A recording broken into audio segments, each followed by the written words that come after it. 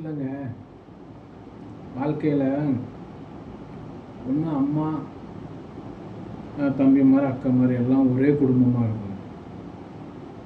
நம்மளுக்கு நோய் நொடி இருந்தால் உடனே ஓடி வந்து என்னடாச்சு பெத்த தாய், என்னம்மா ஆச்சு உனக்கு, என்னடா உடம்பு சரியில்லையடா, இந்த கசாயத்தன்டா சாப்பிட்டியாடா, டீ கொடுத்துட்டாடா. அவங்க எல்லாம் ஊரில் இருக்காங்க, நான் சென்னையில் இருக்கேன். ஆனால் எனக்கு யாருமே இல்லையே.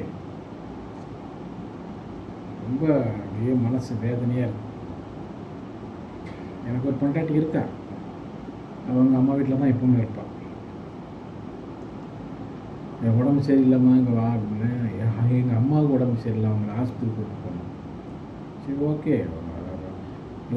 எங்கள் அம்மாவுக்கு உடம்பு சரியில்லை, நான் தான் பார்க்கணும். அவங்க அம்மாவுக்கு உடம்பு சரியில்லை, கூப்பிட்டு போகணும். அதுக்கு யார் காசு அனுப்பணும்? நான் தான் அனுப்பணும். அவங்க அப்பாவுக்கு இன்றைக்கி ஆஸ்பத்திரி கூப்பிட்டு போகணும், அதுவும் நான் தான் அனுப்பணும்.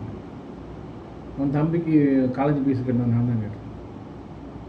என் அம்மாவுக்கு எல்லாமே வீட்டில் அரிசி இல்லைன்னா நான் தான் வாங்கி கொடுக்கணும்.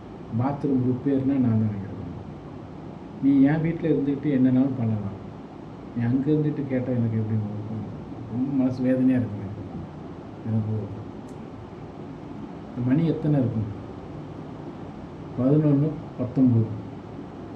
எனக்கு தூக்கமே வர மாட்டேங்க. மனசு ரொம்ப வேதனையாக இருக்குது. என்ன பண்ணனே தெரிலங்க. என் வாழ்க்கை இப்படி இருக்குது. யாருமே இல்லை, உடம்பு சரியில்லை.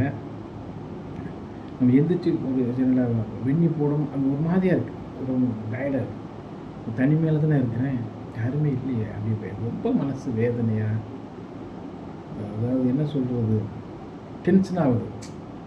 ரொம்ப டென்ஷன் ஆகி அது நம்மளுக்கு எதுவும் ஆயிடுமோ, ஸோ அந்த இது வருது.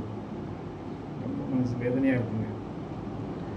மக்களே, நண்பர்களே, இப்படிலாம் இருக்காதீங்க நண்பர்களே. பெற்ற தாய் கூட இருக்கேன். நாங்கள் சென்னையில் இருக்கிறதுனால எங்கள் அம்மா வயசாகி போச்சுல, ஊரில் இருக்காங்க.